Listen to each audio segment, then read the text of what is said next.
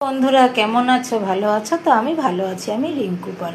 দুপুরে দেখো আজকে বিরিয়ানি তৈরি করেছি। কিভাবে তৈরি করছি তোমাদের সেটা শেয়ার করছি। প্রথমে ডেকচির ভিতরে প্রথমে রাইস দিলাম, তারপরে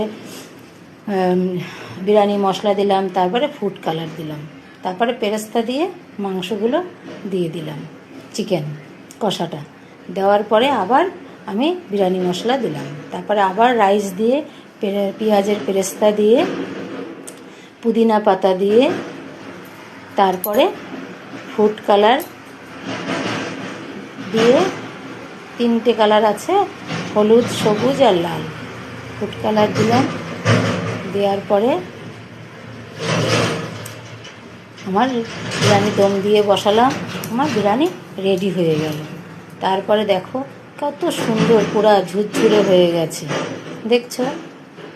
এবার আমি রায়তাটা দেখো, দই, কাকুরি, পেঁয়াজ দিয়ে এবার থালা সাজানো হয়ে গেল, রেডি। খেতে খুব সুন্দর। Tata, bye bye.